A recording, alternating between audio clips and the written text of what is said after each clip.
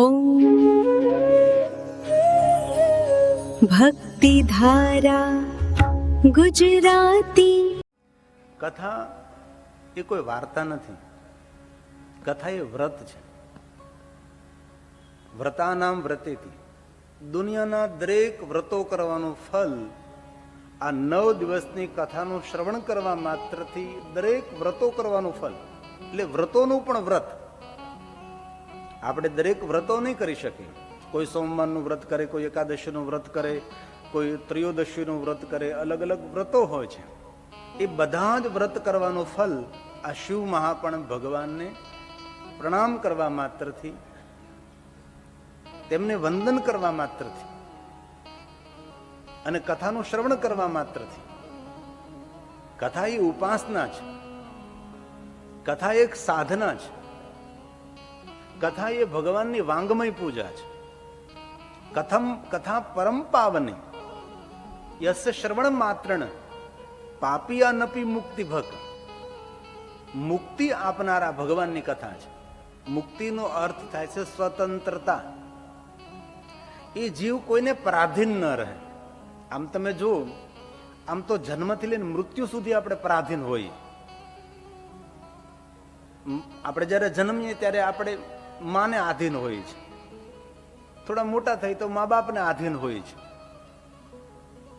અને વૃદ્ધ થાય ત્યારે આપણા સંતાનોને આધીન હોઈએ છીએ, અને લગ્ન થાય એટલે પત્નીને આધીન હોય, અને પત્ની છે પતિને આધીન હોય. આમાં સ્વતંત્રતા કોઈને નથી. પરંતુ મુક્તિનો અર્થ થાય સ્વતંત્રતા. આપણે મુક્તિ એવો શબ્દ સાંભળીએ એટલે આપણને એવું શું થાય કે મર્યા પછી જે અમુક પ્રકારની ગતિ થાય તેને મુક્તિ કહે. પણ શિવ મહાપણમાં મહર્ષિ ભગવાન વ્યાસજીએ મુક્તિનો અર્થ કર્યો છે સ્વતંત્રતા. પરાધીનતા, પરતંત્રતા નહીં, પરંતુ સ્વતંત્રતા છે. કોઈને આધીન નહીં.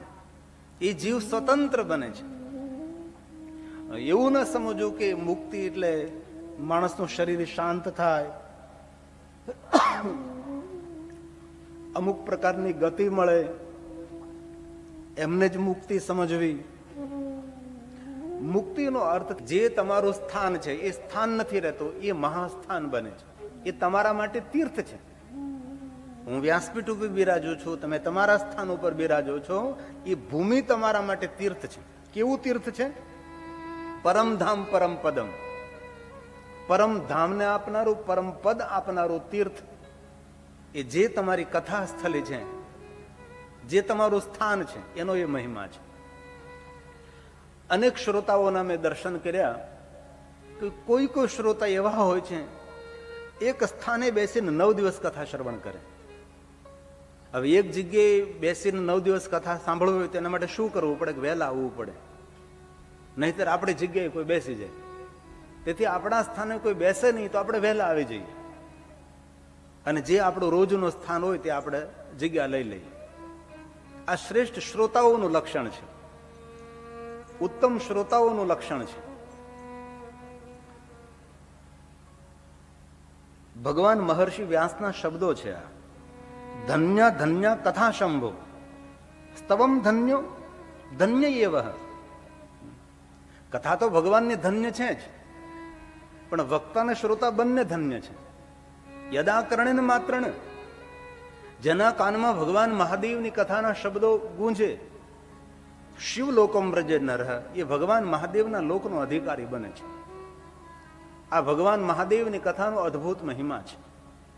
જીવનને ધન્ય બનાવવા માટે આ દુનિયા સર્વ સિદ્ધાંત નિષ્પન્નમ, સિદ્ધાંત સાથે ભગવાનની તો કથાનું શ્રવણ કર તો ગતિ, પરમગતિ, સદગતિ, મુક્તિ અને પુણ્ય પુંજનો અધિકારી બને છે. અને મહર્ષિ વ્યાસે તો વચન આપ્યું છે કે જે કોઈ આદરથી, ભાવથી, ભક્તિથી આ ભગવાન મહાદેવની કથાનું શ્રવણ કરે છે, રાસુયત પુણ્યમ. તમે જોવો તો ખરા જરા, આ દુનિયામાં કોણ માણસ આપણને મળી શકે જે રાજસુ યજ્ઞ કરે? યુધિષ્ઠિરે કર્યો હતો. રાજા મહારાજાઓ, રાજસુ એટલે રાજા મહારાજાઓ જે યજ્ઞ કરે છે, એ રાજસુ યજ્ઞ કરવાનું પુણ્ય તદ પુણ્યમ લભે કથા શંભો, કથા શ્રવણ માત્ર. ભગવાન શંકર આ મહાન યજ્ઞનું પુણ્ય આ કથાનું શ્રવણ કરવા માત્રથી આપે છે. અગ્નિષ્ટમ શતેન છે. સેંકડો કોઈ મહાન મહાન યજ્ઞો કરે અને મહાન યજ્ઞો કરવાનું પુણ્ય કથા શ્રવણ માત્રતઃ. અને બહુ સરસ ભગવાને વાત કરી, કથા ભવતી યદ્ગૃહે, જેના ગૃહમાં જેના આંગણે ભગવાનની કથાનું ગાયન કરવામાં આવે એમના માટે એમ કહ્યું તીર્થભૂતમ હિ ગેહમ તદગેહમ. આ દુનિયાના દરેક તીર્થો ત્યાં દોડતા દોડતા આવે ગૃહે. કારણ કે એક સમય એવો હતો કે ગૃહમાં કથા થતી હતી, ઘરમાં જ કથાઓ થતી હતી. તેથી આ પુરાણોમાં શબ્દ વાપર્યો ગૃહે, એ ઘરમાં, જે ઘરમાં ભગવાનની કથા થાય. હવે આવડું મોટું તો કોનું ઘર હોય? અને ભગવાનની કથાને મેદાનમાં લાવનાર બ્રહ્મલીન ડોંગરેજી બાપા અને કથામાં મધુર સંગીત લાવનારા આપણા પૂજ્ય બાપુ મોરારી બાપુ. કથામાં જો સંગીતે પ્રવેશ કર્યો હોય તો પૂજ્ય મોરારી બાપુ. આ કથાને આટલું સુંદર ડિજિટલ રૂપ આપનાર પરમ વંદનીય મહાપુરુષ હોય તો પૂજ્ય મોરારી બાપુ જ હોઈ શકે છે. એમાં નામ લેવામાં થોડો પણ કોઈને ખચકાટ નહીં થવો જોઈએ. તીર્થભૂતમ હિ તદગેહમ. જ્યાં ભગવાનની કથા થાય ત્યાં તીર્થો દોડતા દોડતા આવે છે. હવે તીર્થોનું આગમન થાય તો વસતામ પાપ નાશનમ. તીર્થો આવે એટલે પાપ તરત પલાયન થાય, પાપો જતા રહે છે. અને જ્યારે માનવ ભગવાન મહાદેવની કથા આદરથી સાંભળે છે, અશ્વમેઘ સહસ્ત્રાણી, 1000 અશ્વમેધ યજ્ઞ કરે. હવે આ કલયુગમાં કોણ ભલા યજ્ઞ કરે છે? અતિ મહારુદ્ર યજ્ઞ કરવો હોય તો કેટલી બધી વ્યવસ્થા ઊભી કરવી પડે છે. હવે અશ્વમેધ યજ્ઞ કોણ કરે? કોઈ ન કરી શકે. વાજપેયી શતાની છે. અનંતે કહ્યું ચતુર્વર્ગ પ્રદા સેવા. 4 પુરુષાર્થોનો અધિકારી બને છે. ધર્મ અર્થ કામ અને મોક્ષનો અધિકારી જે પ્રભુની કથાનું શ્રવણ કરે છે. તેથી આ 9 દિવસ આપણે શિવપાણા ભગવાનને 2 વાર પ્રણામ કરી લીધા. હવે 3જી વાર, કારણ કે આપણી પરંપરા ત્રિપરંપરા છે, ત્રિસત્ય છે. આવો સાથે શિવ મહાપણ ભગવાનને પગે લાગવાનું છે. વંદે શિવ પુરાણમ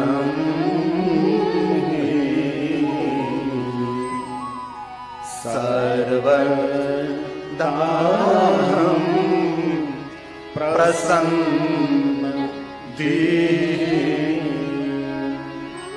શિવ પ્રસન્નતા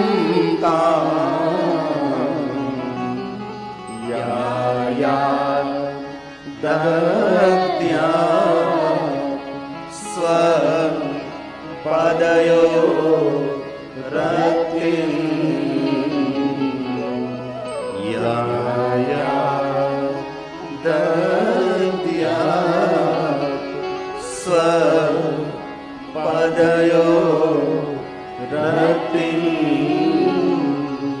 મારી પ્રસન્ન બુદ્ધિથી મારા સંસારની દરેક વેદનાઓને છોડીને ભગવાન આપના ચરણોમાં પ્રેમ રાખી અને હું પ્રણામ કરું છું. જો શ્લોકની મજા એ છે ભાઈ, ભલે આપણને અંગ્રેજી આવડતું હોય, બહુ સારી વાત છે, પણ સંસ્કૃતની અંદર એક શ્લોકની અંદર કેટલો ભાવ પ્રગટ કર્યો છે. પહેલા એમ કહ્યું સર્વદાહમ, સંસારની બધી વેદનાને એક બાજુ છોડી દઉં છું અને મારી પ્રસન્ન બુદ્ધિથી, પ્રસન્નથી, પ્રસન્નતાપૂર્વક તમારા ચરણોમાં પ્રેમ રાખીને પગે લાગુ છું. પ્રણામ કરું છું, પણ કેવી રીતે? આદર સાથે, બહુ હૃદયના પ્રેમ સાથે હું પગે લાગુ છું. આ શબ્દોની મજા છે. આ મહર્ષિ ભગવાન વ્યાસના શબ્દોમાં શિવ મહાપ્રણમાં વંદના છે. આ શિવ મહાપ્રણનો શ્લોક છે. અને હવે શિવ મહાપ્રણ ભગવાનને આપણે પગે લાગ્યા, પ્રણામ કર્યા અને ધીમે ધીમે કથામાં આપણે પ્રવેશ કરીશું. અને કથા પ્રારંભે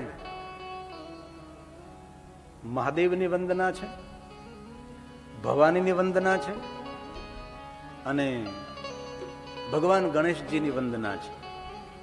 આ ત્રણેય દેવતાઓની વંદના છે. પણ એ ત્રિદેવતાઓને હું પ્રણામ કરું એ પહેલા થોડી મિનિટો માટે થોડું ભગવત કીર્તન. વાતાવરણમાં ગીત, સંગીત, નૃત્ય એ દિવ્યતા ભરે છે. મેરે ભોલે કે સહારે, मेरे भोले के सहारे शिव शंकर डमरू वाले, मेरे भोले के सहारे शिव शंकर डमरू वाले, मेरे नैया सागर से तू पार लगा दे, मेरे नैया सागर से तू पार लगा दे, मेरे भोले के सहारे शिव शंकर डमरू वाले, मेरे भोले के सहारे शिव शंकर डमरू वाले, मेरे नैया सागर से तू पार लगा दे, मेरे नैया सागर से तू पार लगा दे.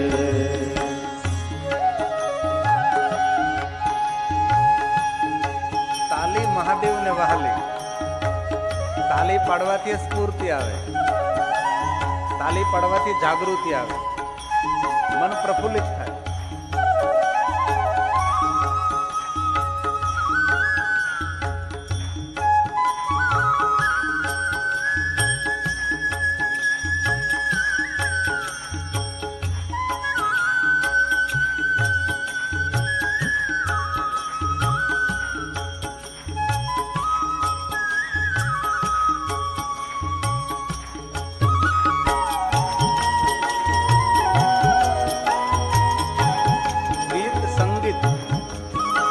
નૃત્ય શંકરજીને બહુ જ વાગે.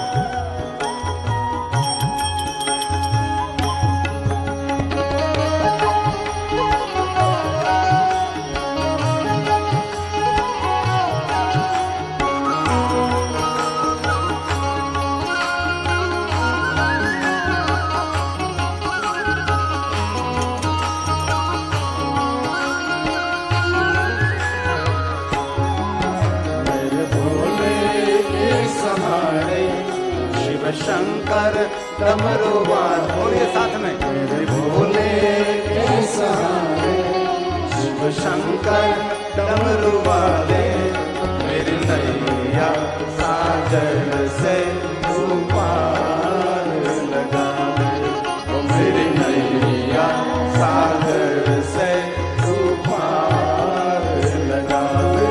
कृपा करो गंगाधारी शरण तिहारी, कृपा करो गंगाधारी शरण तिहारी, तू है सबका सहारा, तू है तारणहारा, तू है सबका सहारा, तू है तारणहारा, मेरी नैया सागर से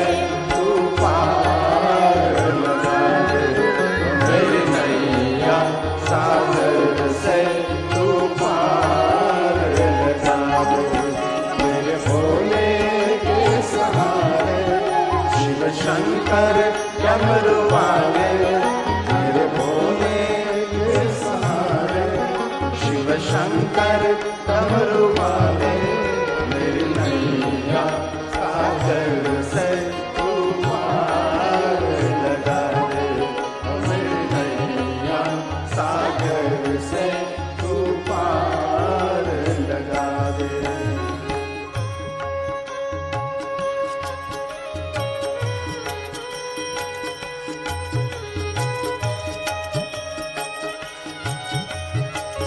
તાલી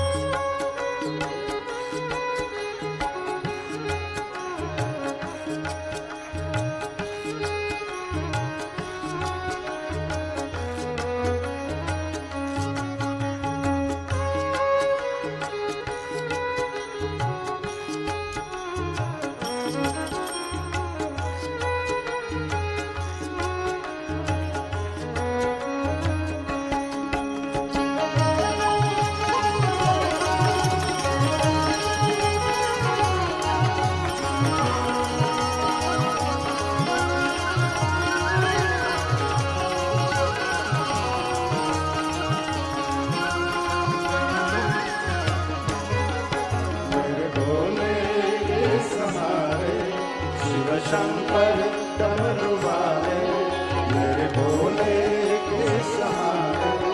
शिव शंकर डमरू वाले मेरी नैया सागर से तू पार लगा दे। मेरी नैया सागर से तू पार लगा दे।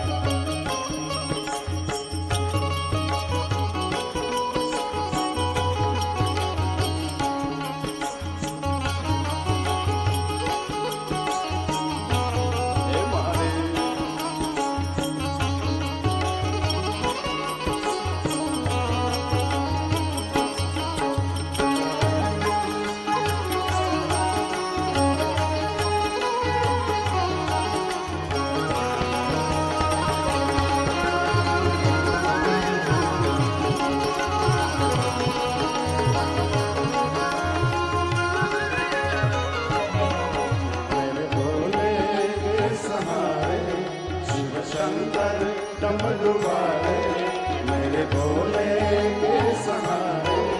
शिव शंकर डमरू वाले मेरी नैया सागर से तू पार लगा दे। मेरी नैया सागर से तू पार लगा दे।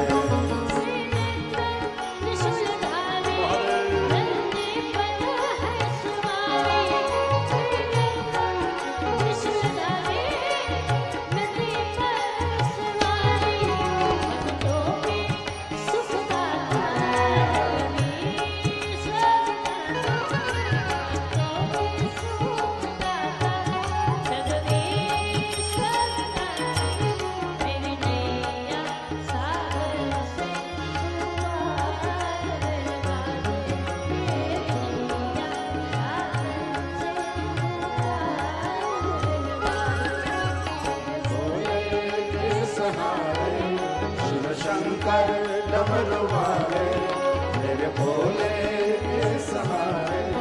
शिव शंकर डमरू वाले मेरी नैया सागर से तू पार लगा दे। मेरी नैया सागर से तू पार लगा दे।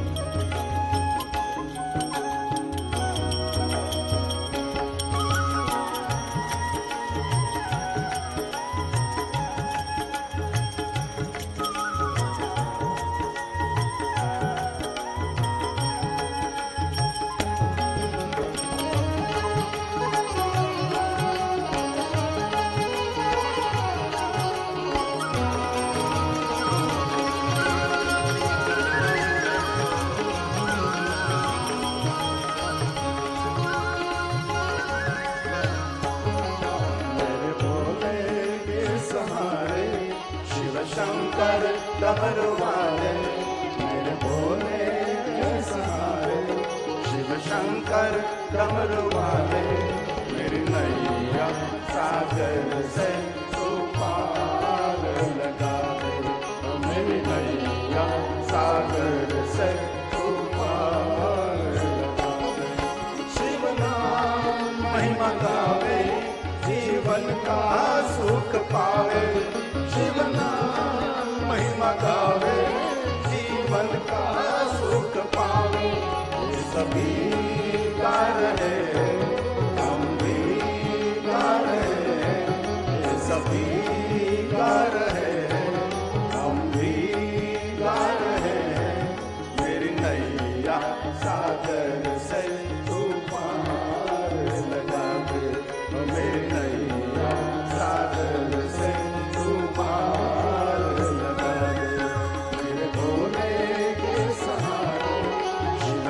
शंकर डमरू वाले मेरे भोले के सहारे, शिव शंकर डमरू वाले मेरी नैया सागर से तू पार लगा दे, मेरी नैया सागर से तू पार लगा दे, मेरी नैया सागर से तू पार लगा दे, मेरी नैया सागर से तू पार लगा दे।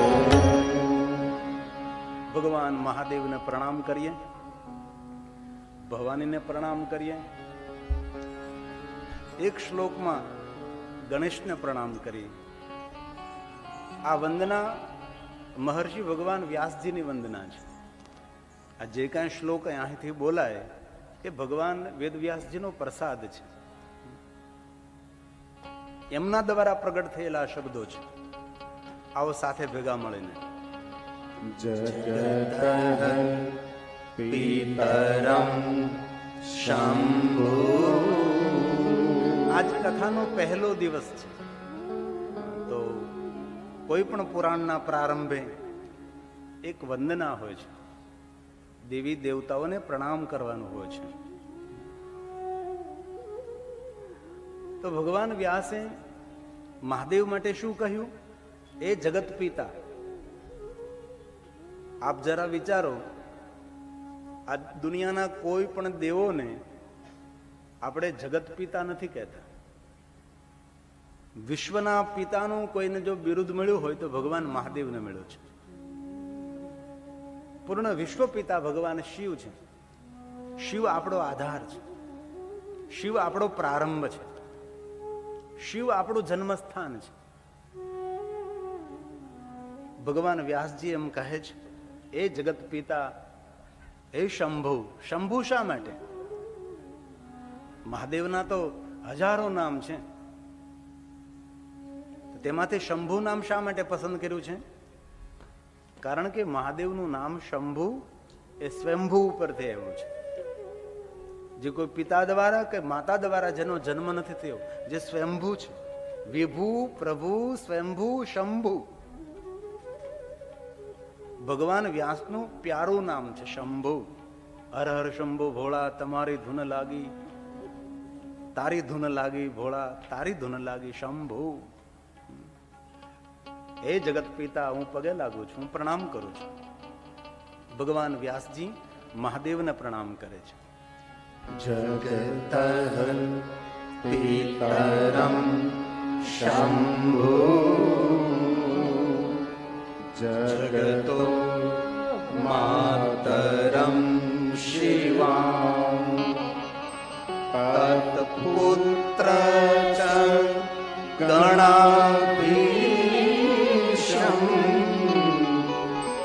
ન ત્વે તદ વર્ણયામહે